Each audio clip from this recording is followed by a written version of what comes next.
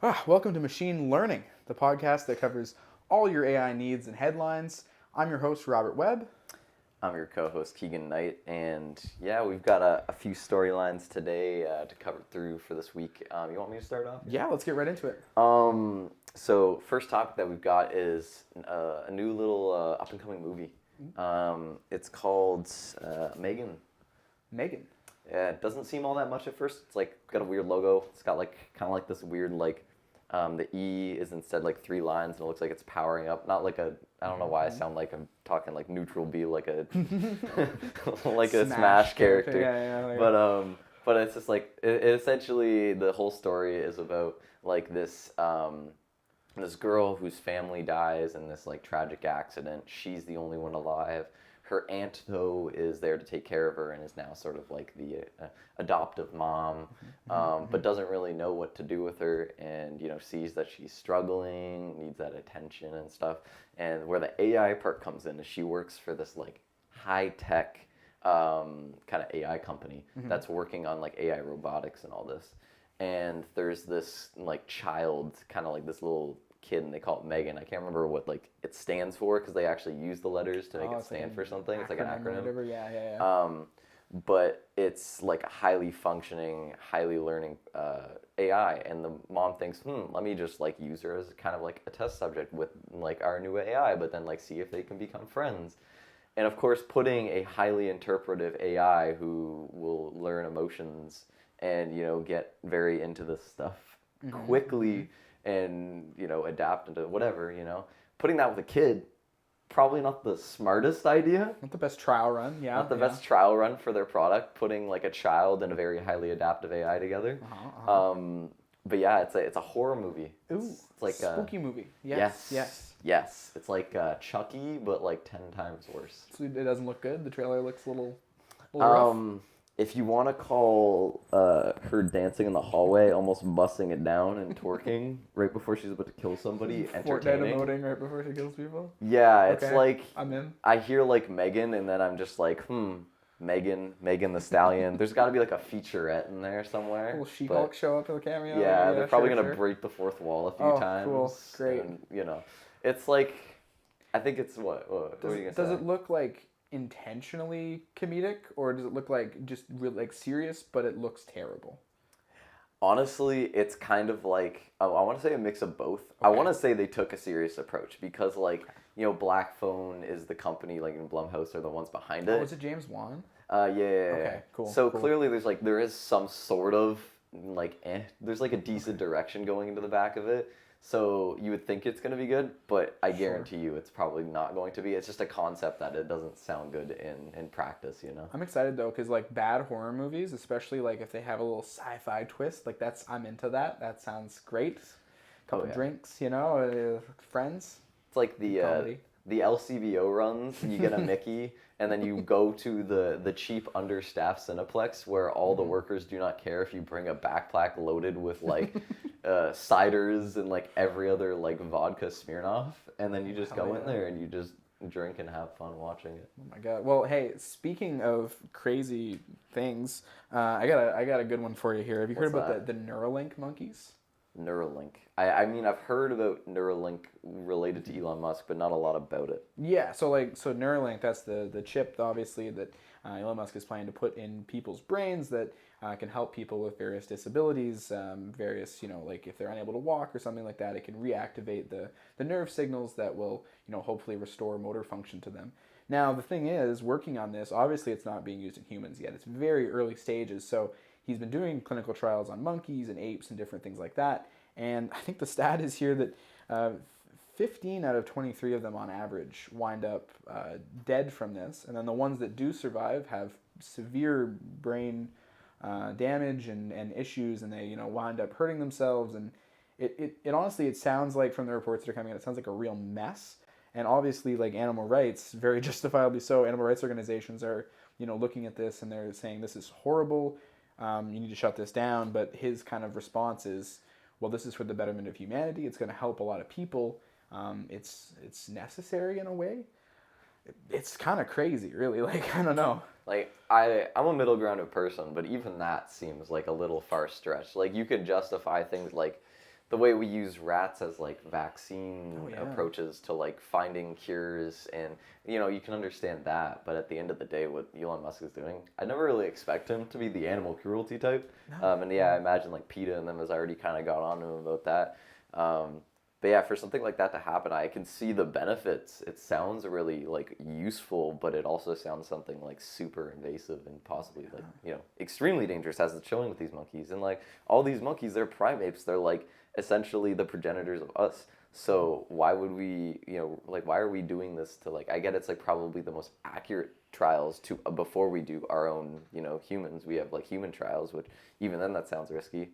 But why try it on some like monkeys that like clearly we're just hurting almost our own kind in a way. It's primates. sad, like it's awful, and like I think a lot of people too have their own like concerns about Neuralink, about how far could it go. Maybe it starts with helping people restore motor functions and simple things like that, but people have talked about, like Elon Musk has talked about, people being able to have conversations with another person in your head without actually without actually using your mouth, just like a psychic conversation, basically listening to music, relaying information directly to your brain. Like, how far does this really go? And is there a risk that these sort of side effects and this, heightened level of danger can come for the human trials as well when they eventually do happen? I think people are already uneasy, and this, like, really doesn't help the situation at all. Yeah. And I mean, like, when they announced it, I think, like, everybody saw the name Neuralink, and they first thought in their mind if they're, like, a weeb. It's like, or like an anime lover. It's like, Sword Art Online. Yes. Oh, I can put a helmet on and go into a game. It's gonna be so fun, so amazing, and like it's gonna be this thing that does so much for us and make this a creative environment for us to go into maybe after like the world turns to shit, which also isn't very a good thing.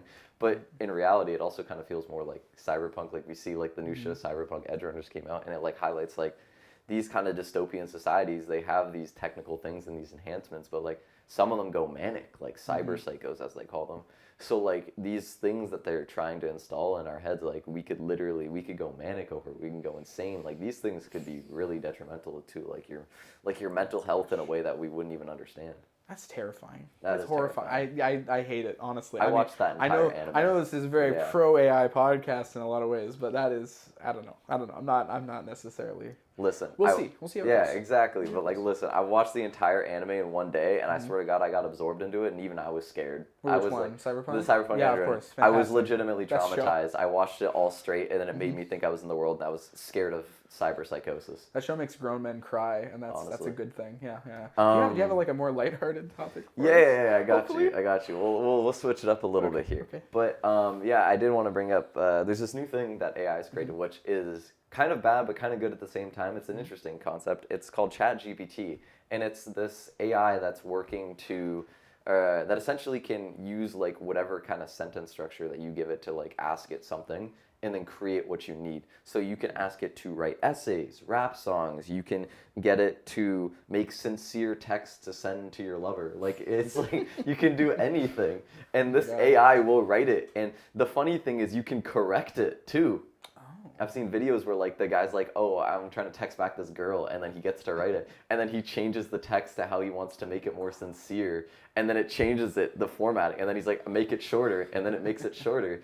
It's insane. Do you think this is gonna like make it too easy though? Like, do you think that this is gonna like remove some of the skill that goes into doing these things? Like, people are just gonna know, like, I'll use the AI. Like, that's, who cares, I think people are gonna go into university, and people are gonna like search up essay, like 8-page essay, this or that, and they're gonna copy paste it, and they're just gonna go through like university with like straight A's, and that's concerning because that's a detriment to the education system. And how do you track it though too?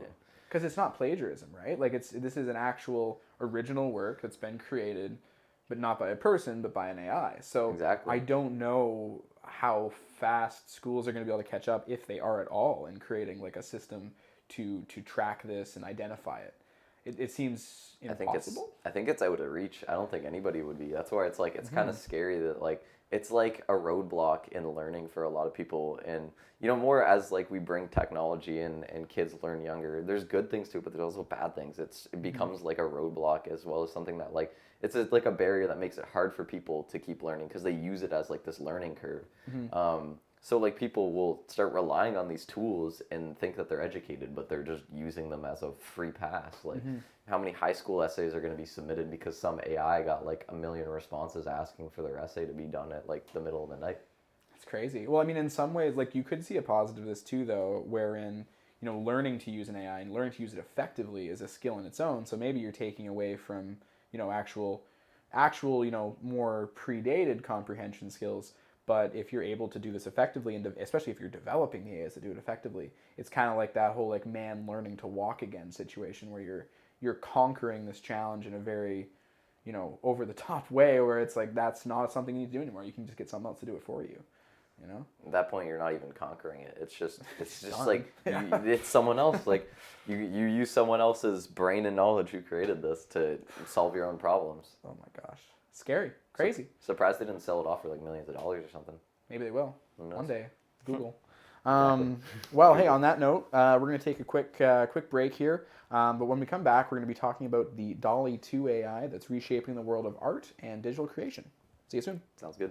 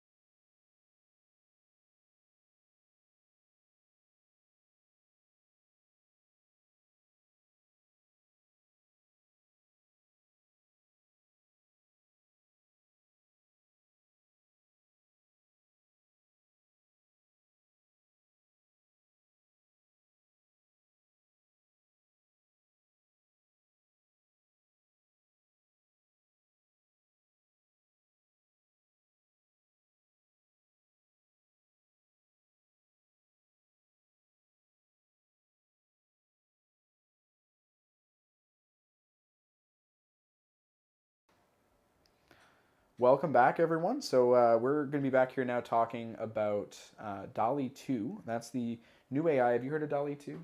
No. Oh. Can't say I have. It's DALL-E 2. Going to be very informative. So we've got a quick video actually from OpenAI themselves. They're the developers of DALL-E 2. So we'll let that kind of do the overview, and then we'll come back and we'll chat more in detail about the implications of this in our current world. For sure. Sounds like a plan. Play it. Have you ever seen a polar bear playing bass? Or a robot painted like a Picasso? Didn't think so. DALL-E 2 is a new AI system from OpenAI that can take simple text descriptions like a koala dunking a basketball and turn them into photorealistic images that have never existed before. DALL-E 2 can also realistically edit and retouch photos. Based on a simple natural language description, it can fill in or replace part of an image with AI-generated imagery that blends seamlessly with the original. It's called inpainting. In January 2021, OpenAI introduced DALL-E, a system that could generate images from text, like this avocado armchair.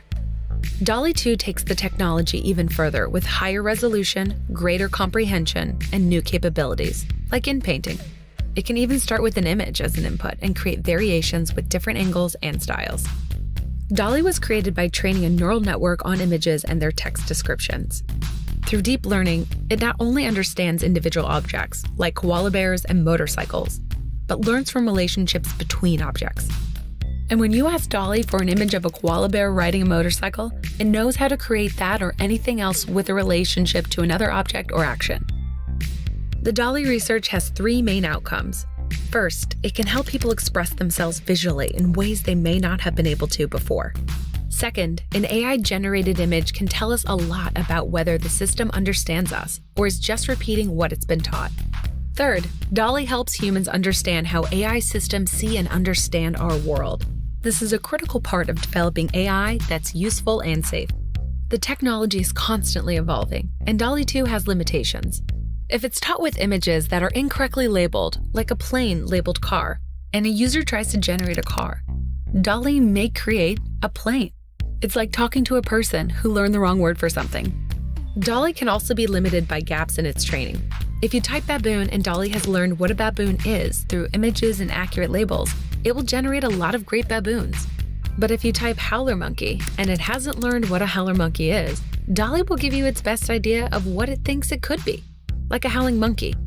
What's exciting about the approach used to train DALL-E is that it can take what it learned from a variety of other labeled images and then apply it to a new image. Given a picture of a monkey, DALL-E can infer what it would look like doing something it's never done before, like paying its taxes while wearing a funny hat. DALL-E is an example of how imaginative humans and clever systems can work together to make new things, amplifying our creative potential.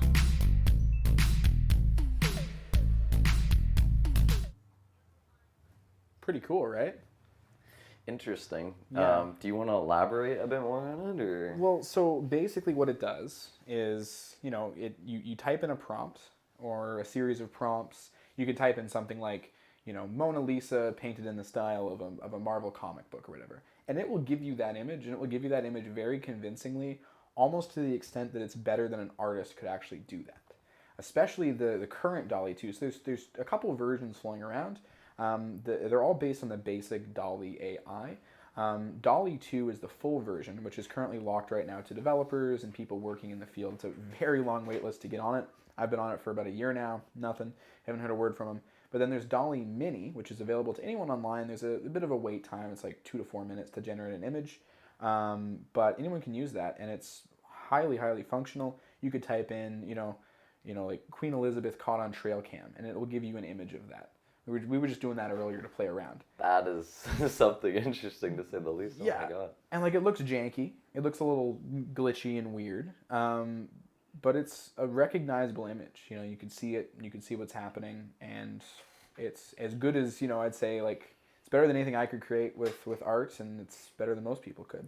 I'm not exactly the most artiste person either. Definitely a little interesting. It's not exactly my forte when it comes down to it. What do you think, because people use this sort of AI for like all different things for recreating art, and there's a big issue right now I've seen online on Twitter and stuff where people are making their profile pictures, like they'll literally type in, if you're a public figure, you can type in your name like as an oil painting or in the style of so-and-so, and then they'll get that. And people are kind of going nuts online right now, and they're kind of really enraged because they're like, well, you should have hired an actual artist to do that. There are artists that are, looking for work, desperate for work, and their jobs are essentially being taken away by this AI. Like, does that feel like a valid concern? I feel like it is in some ways because it makes sense. You are taking away from a job point, but of course with the age of technology and things kind of evolving, it makes sense too that some people, their job is to create those softwares or it may be their business is to create that software for people to use as their form of income. So like in a way they're an artist, but they use their skills to create the art they want it to. So I mean, there's also a lot of people working in that field too, where if they stop that, that's going to make them possibly lose their jobs. So it's kind of like this even thing where like it's people who prefer authenticity and like something real or like designed humanly versus someone who can like, where you can type it in and maybe get not exactly what you want, but like a pretty good rendition of what you're looking for, Definitely. And I think there's also a case to be made. While, I think the arguments are valid, especially if you're like a larger creator, someone with a lot of money, a lot of influence. But if you're someone who's smaller and you need a piece of art done and you're not artistically inclined and maybe you can't afford it, I think it's pretty awesome that you could pop in, and you could potentially get a logo, a new profile picture, new banner art for something you're creating. Any numerous things for free and of a very high quality. And like you said, I'm sure people will probably be able to tell that this was made by an AI. Like there's pretty clear markers. Although there was actually a story of someone that won an art contest with a piece of digital art that was fully created in AI. They didn't know. He won the whole contest. He got money for it and everything, and he had to, eventually he owned up to it, and I think he returned the money and stuff. But I think it's good that people have the opportunity, but it's also, I guess, it is a little scary to have that much power available. Yeah, like it's its own art form, I say, in a way, because again, like I said, they created it, but like it's like people use it for different purposes, and some people also don't have the money to be going out there, and like for smaller time things, like I love Dungeons and Dragons, and I use this one called Night Cafe, which is similar to a lot of these programs, isn't as good, but you will search up like what you need. So I'll be like, I want like a picture resembling where my players are, and like so I have like, put like tropical volcano island, and then it'll give you one, and it's got like a blowing a volcano and some forest, like some jungle forest, and it looks nice, and it's like exactly what I need. But I also get too where like it kind of like can look janky. Like there's even times where I could tell the AI takes copyrighted photos or watermarked photos, because you'll find the lettering really scuffed at the bottom, or like you'll see like that lettering, or you'll see even like a bar, like an iFunny bar. Like it was like they blended things from like all these different platforms, and you start to see the platforms where they were used, and you're just like, that's a little weird. Well, I'm gonna blow your mind right now, because Night Cafe actually is DALL-E 2. That is a variation of the DALL-E AI. What? So without even knowing it, you use DALL-E. Okay, I'm gonna die. Oh, Yeah, that deep state's coming for us already. Yeah, revelation. Oh no. But no, that's actually really interesting. Yeah, so I mean, we actually have a little game set up here. Ooh. And some of it is generated with Night Cafe. Okay. So what we're going to be playing here now, a little game called Guess the DALL-E. I'm very excited. All right, so you're going to see 4 DALL-E generated images from one single prompt. Okay. And you're going to have to guess what that prompt was. Sounds good. Let's take a look. Let's see what we got On the monitor. So here we see a few images. There's a couple clear. What are some like clear identifiers you see in all of these images? Besides the one in the top middle, who looks like he's trip walking down the stairs. The gritty. The gritty. You've got like the guy like who seems to be like going down. This guy's sliding down. This guy who maybe looks like he's on one of those old man elevators that goes downstairs. I mean, they're falling. They look like they're falling, but I would not be able to tell you what that is. What would be your best guess? My if you had best to guess? type something in, it comes out with this. Deathly Stair Falls. Deathly Stair Falls. Yeah. Well, let's see what we got. Man falling downstairs. Very close. Pretty accurate. Very close. A little accurate, All right, let's check out number 2. Try here. my best. All right, we got. Ooh, this is a bit of a serious one. Fake Wheeze. Fake wheeze. Tuain de Res. Zenders. We got. Ac in I can't see what else is that little- English. Apides. Little PDs action. Apides. I want to say because my brain, sometimes how you read text backwards or upside down, you can still discern and make a word out of it. It looks like it says fake news. It does. So like that's just the way my brain reads it, and maybe that's like. Because all of this is human information, it still doesn't have a way of like segregating what it says. I don't know. I think it says fake. This may be telling of my like food habits, but that also looks like the Five Guys text. That is true. I just gotta say that. I kind of see that. Yeah. You're saying fake news. The survey says fake news. Nailed it. I'm just that good, guys. I'm just that good. DALL-E fails on this one. Now we got our final one here. This is the challenge round. What am I looking at? Well, it looks like we've got like some like semi Power Ranger like woman transforming. I don't know if that's a furry in the bottom left corner. Very sure. It's like a sloth, maybe. I thought I was looking at like a sex scene in the bottom right corner, but it looks like something out of like a bus station. You can assure the viewers it is not actually. And then we've got like what looks to be like a crashed car, like perfectly like a perfect picture of a crashed car with like no flaw in it. What kind of car would you say that is? That looks like, you ever see that like that movie of like that white and red car, and I can't remember. It's like it's got like Speed Racer. Speed Racer. Yes. It looks like the Speed Racer car. Oh no, go Speed Racer. Well, what do you think? What's like a What do all these have in common? I don't know. There's no words for this. I Okay. mean, it kind of just seems like I don't know. It's just weird. Any guess? Any random? Nothing correlates in my brain. I am sorry. All right. Well, we're gonna find out. You're gonna reveal it all in a second here. That was Dies of Cringe. That doesn't make any sense. Well- That makes no sense. Well, that's it. Oh my That's god. that's the miracle of DALL-E, I guess. So clearly, sometimes it doesn't work. Yeah. Yeah. Or it works too well. You think that works too I well? think that works a little too well. I think that we may have died of cringe Oh my trying God. to figure out what it was. Holy. I think I may have died of cringe. Of something. Something, for sure. Well, how do you feel? Were the first two pretty accurate? Would you say? I feel like the first one was a little iffy. The second one was very accurate. But that third one, I don't know. I think DALL-E doesn't do very well with like nondescript phrases. Was this? So if you give it anything that's just like a random sentence or not like give me this, this, and this, it just falls apart. It seems like it, yeah. It needs like details that are easily discernible in pictures. And like this one was Night Cafe. Only the first one was actually the DALL-E Mini. And none of these, like I say, none of these are the DALL-E 2, which is the really sophisticated one, which Could be much better. could be much better. Could be much better. But I still yeah. can't get over like blind. Looks like she's cold or like her cheek is swollen and she's transforming into like some superhero. Is that what Megan looks like?